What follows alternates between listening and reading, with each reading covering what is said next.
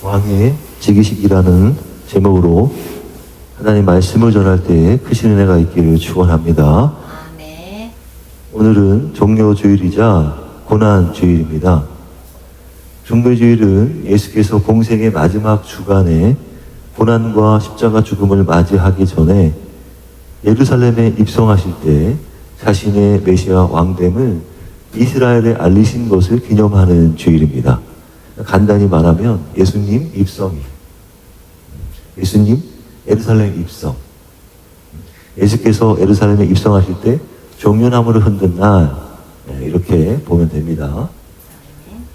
이 사건은 예수께서 자신이 메시아 왕이심을 밝히 보이십니다.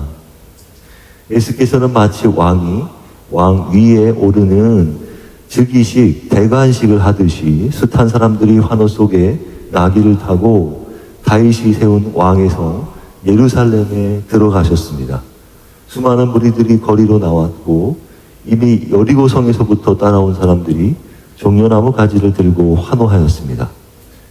그러나 예루살렘 성은요, 해발 800m로 고지가 높아 종려나무가 자랄 수 없는 곳이었습니다. 그렇기에 예수님을 환영하는 여리고에서 따라온 사람들은요, 사해보다도 낮은 지역인 이 여리고에서 자라는 대추야자나무, 다시 말해 종려나무 가지를 따다 흔들었습니다.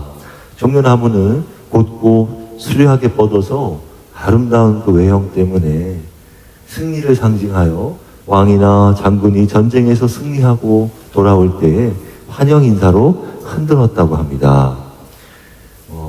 외경을 보면요, 주전 167년경 유다 마카비우스가 시리아의 군과 전쟁에서 이기고 돌아와서 유대인들은 잠시 독립을 쟁취하게 되는데요.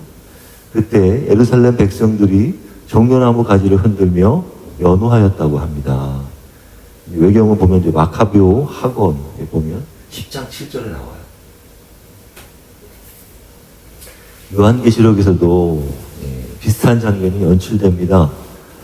요한이 7봉인을 때는 어린 양이 진노해서 감히 누가 서겠느냐 물을 때 14만 4천 명이 큰 무리가 나와 보좌 앞과 어린 양 앞에 서서 화답하며 찬양하며 흔든 것이 종려나무 가지입니다.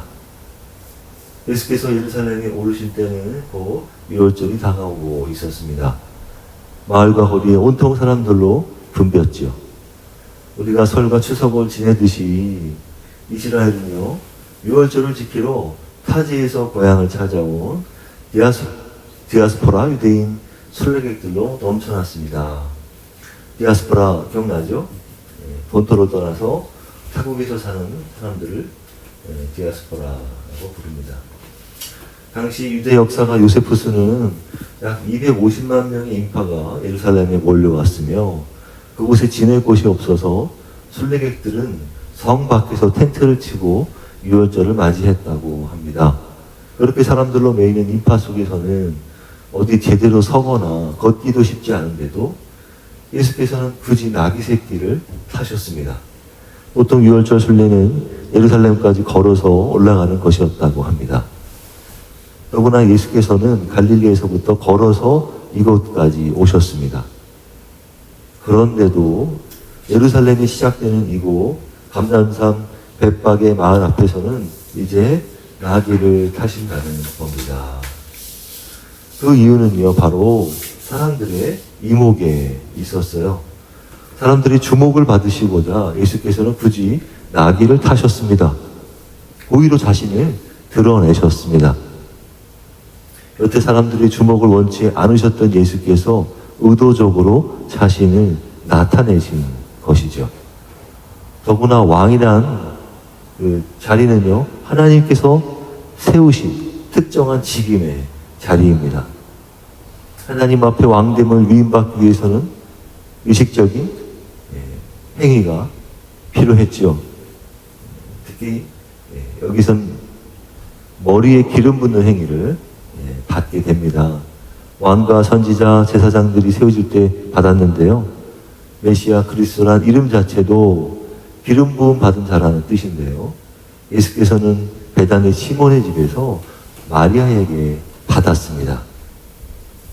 예수께서 말씀으로는 자신의 장례를 위하여 미리 준비하였다 이렇게 말씀하지만 그가 겸손의 종으로 오시지 않고서는 할 예식은 아니었던 것입니다.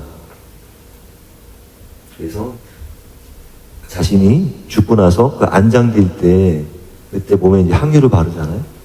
그것을 위해서 자신이 지금 발음을 받고 있다 이런 얘기입니다. 자신이 메시아로서 고난받고 십자가에 죽으러 온 왕이시라는 것입니다. 그렇기에 이 시기에 기름 부음을 받기에 합당하신 것이죠. 그리고 왕은 예루살렘에서 즉위하시듯이 입성하십니다.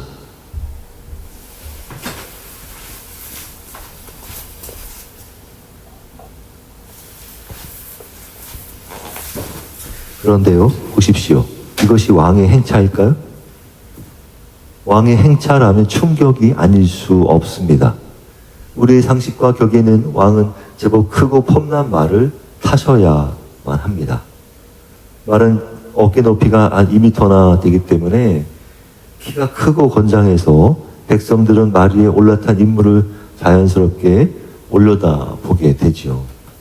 백성들에게 왕의 위엄과 우월함을 뽐내며 우러름과 존경을 한 몸에 받으며 행진해야 그래야 왕답지 않겠습니까? 그런데 우리 예수께서는 굳이 나귀를 타셔서 우리의 상식과 격을 깨뜨리십니다. 나귀는 평균 높이가 다 커야 1m라고 합니다. 그러니 나귀 위에 앉아 있어도 사람이 서 있는 것과 별 차이가 없는 것이죠. 더구나 나귀 새끼랍니다. 새끼라뇨.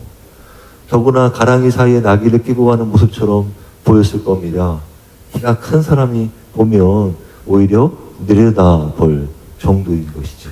한 번도 사람을 태워보지 않은 나귀 새끼라서 사람을 처음 태우고 걷는 것도 불편한 듯 뒤뚱뒤뚱 걸었을 겁니다. 얼마나 초라하고 우스꽝스럽습니까? 얼마나 아담하고 귀엽고 어색합니까? 사람들 인판 속에 묻히면요 잘 보이지도 않습니다. 그런 모습으로 예수께서는 예루살렘의 왕으로 즉위하십니다. 왕궁도 없고 군대도 없으나 왕으로 즉위하십니다. 반전입니다. 이분이 바로 우리를 구원하신 메시아 왕 예수십니다. 새끼 옆에는요 어미 나귀가 함께 동행하였습니다. 그런데도 함께 연호하는 무리들은 레드카펫을 깔듯이 예수의 행차 앞에 자신들의 겉옷을 깔았습니다. 당시 겉옷은 자신의 신분과 정체성과 사회적 권위를 상징하였기에 자신의 겉옷을 타인의 발밑에 둔다는 것은요 자신의 권위를 맡긴다는 뜻이었습니다. 왕에게 존경과 충성을 표하는 태도였습니다. 더구나 종려나무 가지를 흔들며 겉옷을 깐 무리들은 호산나 주의 이름으로 오시는 왕이여 하고 찬양하였습니다. 이 찬양은 축제일에 여호와께 부르던 찬양이었는데 이것을 예수께 소리쳐 불렀던 것입니다. 얼마나 놀랍습니까? 이 장면을 지켜본 예루살렘 정교 지도자들은 무척 당황하며 황당해하며 예수께 소리쳤습니다. 누가복음 20장 39절 어떤 바리새인들이 말하되 선생이여 당신의 제자들을 책망하소서 이렇게 소리쳤습니다. 그러자 예수께서 대답하셨습니다. 내가 너희에게 말하노니 만일 사람들이 침묵하면 돌들이 소리 지르리라. 무슨 말씀입니까? 아무도 나 예수가 누구인지 알아볼 수 없다면 생명 없는 돌이라도 하나님의 아들 메시아를 알아보고 호산나 왕이여 소리칠 것이다 라는 말씀입니다. 여러분은 그분을 알아보셨습니까? 그분을 찬양하시겠습니까? 그분이 우리의 왕 예수십니다. 그분이 우리를 구원하신 메시아 구세주 예수 그리스도십니다. 그분은 우리의 세속적 가치관을 완전히 깨뜨리시고 세상을 뒤집으십니다. 반전을 일으키십니다. 우리는 세상에서 힘쓰고 힘을 부리며 힘을 가진 사람을 부러워합니다. 힘없는 사람을 얕보죠. 흉보죠. 경멸하고 우습게 여기기 때문에 우리는 힘 있는 사람은요 존경하고 우러러 봅니다. 우리는 우리가 생각하는 것보다 우리 자신이 나약하다고 여기기 때문에요. 타인에게 또한 무시받고 싶지 않아서라도 또 남에게 바보같이 피해를 입고 싶지 않아서라도 도리어 남을 부리고 고용하고 또 조종하고 또 지배하고 가능하다면요 얼마든지 더 가지고 싶어 합니다. 높아지려고 합니다. 위세를 떨려고 합니다. 그 정점에 있는 존재가 바로 왕입니다. 왕은 세상에서 군림하고 지배하고 자신을 스스로 높이며 한 나라에서 권세와 권위를 부리는 가장 높은 존재입니다. 그러나 우리 왕 예수께서는 정반대십니다. 세상을 엎으십니다. 세상의 왕들처럼 권세를 부리고 지배하고 군림하며 자신을 높이는 게 아니라 권위를 버리며 자신을 낮추십니다. 사람을 내려다보지 않으며 자신이 낮아지며 남들에게 깔본당할 여지를 얼마든지 두시며 맞아도 참고 인내하며 원수를 갚지 않으며 도리어 용서하십니다. 더구나 자신을 수많은 사람들의 대속물로 제물로 내어주는 섬김의 왕이십니다. 스가랴 선지자가 말했듯이 겸손한 평화의 왕이십니다. 그분이 바로 우리 주 예수 그리스도십니다. 저는 젊은 날 이 지점이 이상했습니다. 궁금증이 생겼어요. 저는 예수께서 왕이심을 밝히신 날에 그럼 축하하고 환영해야 하는데 이날이 하필 고난주간 첫날이 되어야 하는지 어릴 때 이 본문을 읽었을 때는요 잘 이해가 되지 않았습니다. 그러니까 희극과 비극이 함께 붙어 있는 거예요. 웃어야 할지 울어야 할지 왜 축제와 고난을 함께 해야 하는지 이 애매한 상황을 이해할 수가 없었습니다. 그러나요 하나님 나라의 복음을 제대로 이해하고 나서는요 저 깨달았어요. 예수님의 십자가 죽음은요 단지 나를 위해 죽었다. 그것을 믿으면 천국이다. 예수님은 섬기셨다. 단순히 이런 메시지가 아니라 그것이 예수의 왕되심과 십자가 죽음이 아주 절대적인 관계를 맺고 있다는 것을 깨닫게 되었습니다. 저로서는 우리가 막연히 알고 있다고 생각했던 그 진리가 확실히 시원하게 제대로 이해되는 순간이었습니다. 예수께서도 자신의 장래를 위해서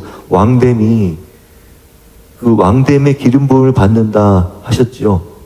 만왕의 왕께서는 왜 굳이 속죄제물이 대속물이 되셔야만 했을까요? 그거 자체가 세상 논리로서는 잘 이해가 되지 않잖아요. 하지만 보세요. 우리 모든 사람을 지배하고 다스리고 있는 왕이 누구입니까? 하나님일까요? 죄일까요? 하나님일까요? 죄일까요? 죄요. 네. 모든 사람의 그 사람 속에서 왕노릇하고 있는 게 무엇입니까? 바로 죄 아닙니까? 정말 예수께서 모든 사람의 주가 되시려면 예수께서는 어떻게 하셔야 할까요? 우리 모든 사람의 마음속에 있는 그 왕된 죄를 예수께서 들어가 몰아내셔야만 합니다. 그렇게 우리 안에 왕이 된 죄라는 권세를 내쫓아야만 제거하셔야만 예수께서 진정 왕이 되시는 것 아닙니까? 그 기세를 꺾으셔야 한단 말이죠. 그래야만 예수께서 모든 사람의 그 심령 안에서 왕으로 타실 수 있으신 겁니다.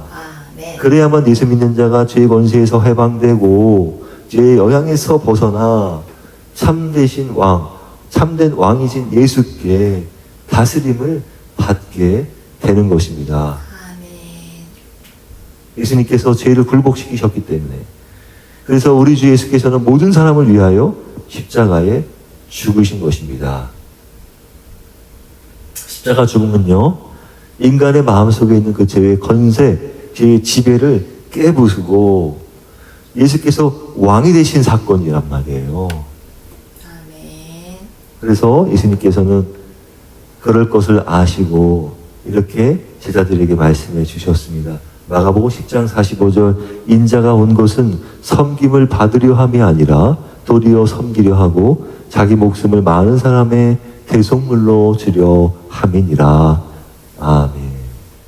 그분이 만왕의 왕이요 만주의 주이신 예수십니다. 예수는 그런 왕이십니다. 여러분은 그런 왕을 모시고 있습니까? 그분을 따라 사는 우리 하나님 꽤 되시길 축복합니다. 아멘. 기도하겠습니다.